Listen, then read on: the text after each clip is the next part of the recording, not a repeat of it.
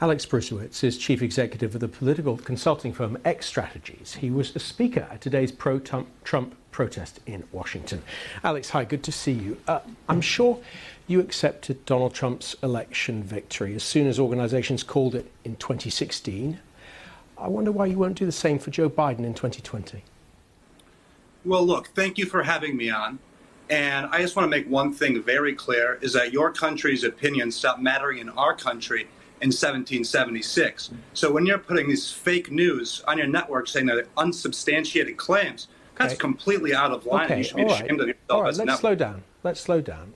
When we say unsubstantiated claims, the reason we're saying that is on the 12th of November, two organizations said the November the 3rd election was the most secure in American history. Another one, the Department of Homeland Security.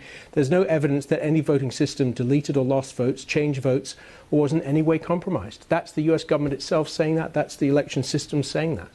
That isn't the heads of these agencies saying that. There is some low-level staffer that is saying that. No. I'm so sorry. It's the cyberstructure. I'm talking now. It's the cyberstructure and infrastructure agency, an agency of the Department of Homeland Security, and that was a statement issued on the 12th of November.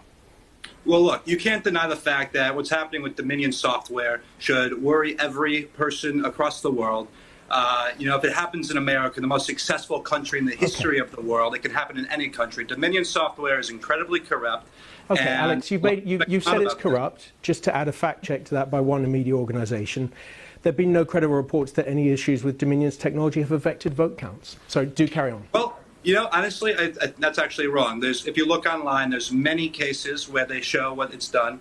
There's been counties in Michigan where they have 6,000 votes that were for Biden, then they flipped to Trump after the system got fixed. And they call them glitches. It's not glitches. It's not a glitch when it only happens in one direction. Okay, there's never a glitch in favor of the president. Right. We've been through the a lot more is going to come out about this. Okay. Look, you in the media across the pond and here in the U.S., for 4 years, you guys called Donald J. Trump an illegitimate president. Okay, not 4 days, not 4 weeks, for 4 years. Okay, and it's been 12 days. Let us do our process. And again, your country's opinion stopped mattering in our country in 1776. You did say that before. We did hear you. And now we'd like to get on with the interview. Is that okay? Let's go ahead. Yeah, if you're a real news journalist, let's go. All right. Okay.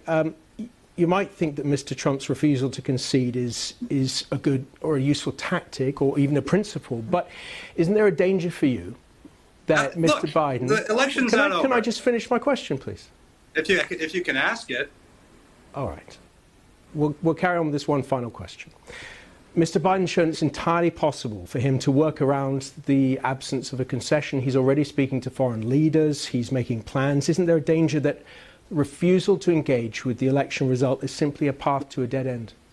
It's a danger on his behalf. Look, for 4 years, you said Logan Act. You guys got General Flynn for talking to a foreign leader. Look, President Trump is still the president of the United States. Joe Biden has not been certified. The election results are not final. The news media does not declare or decide the winner of these elections. My first question was that you must have accepted Donald Trump's election in 2016 based on when they were officially certified. Absolutely. Well, that was a month. But so you're telling me for that first month you said nothing? Well, look, the election results are not certified. Sorry, that was a specific question. The election results are not certified yet. Okay, no, my specific question was you didn't talk about Donald Trump. Is my president. Okay, well, he's everybody's president until the 20th of January, as you know. But then, as you know, according to the 20th Amendment, at noon, the terms of his successor begin.